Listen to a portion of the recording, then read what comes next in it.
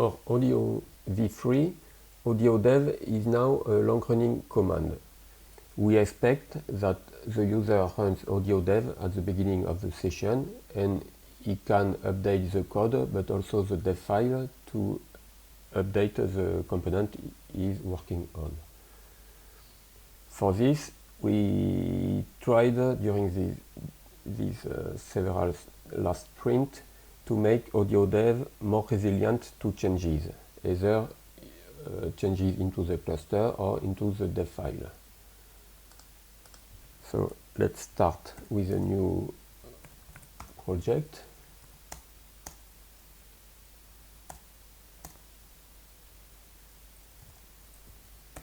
Let's start audio dev.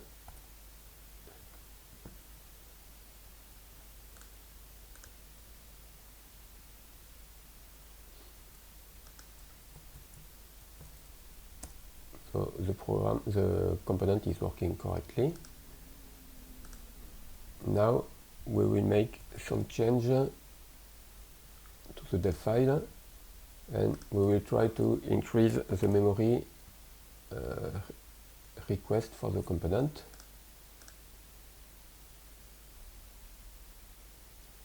So the pod is restarting because we are trying to get a new pod with a new memory limit. After a few seconds, we can see that the pod, we get a warning from the pod where we have insufficient memory. So it is very useful for the user to fix the problem. So it will go back to 1 GB. And now the application is running again. Okay. Now we can try to change the image used by the pod. So we will change the image here. It will restart the pod to use the new image. And now the user is informed that the image cannot be downloaded, and so the developer can change the image back to the good one.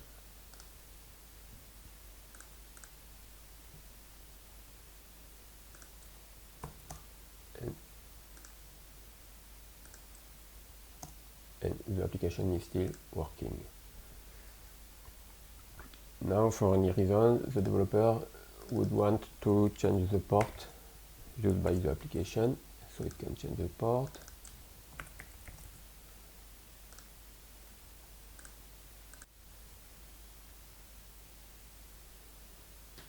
The application is restarting. The port forwarding has changed. It will forward to the new port, and so the application is still working.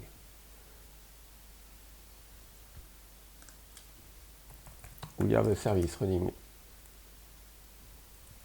into this namespace, so we would want to add a binding to the application to bind to this service. So let's add it.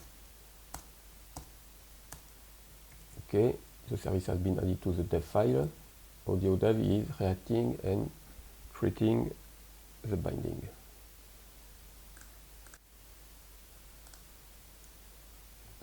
The binding has been created. The pod needs to be restarted, so now it has been restarted,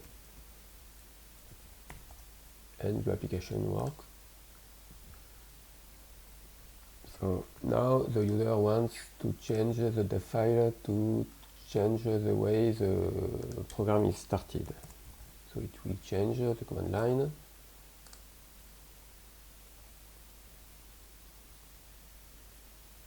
And the execution phase. You can get an error, main not KO, not found. Okay, so the user can fix it, and the application will start again.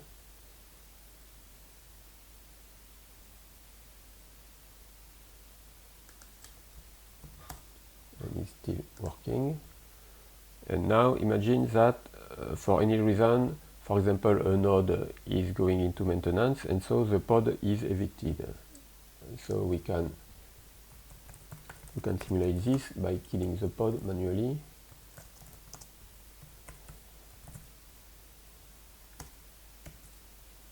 Okay, so here AudioDev is a little bit confused because it is finding two pods, one terminating, one running, and so there is an error from AudioDev because it cannot find which pod to work on. So it will wait for the terminating pod to be deleted.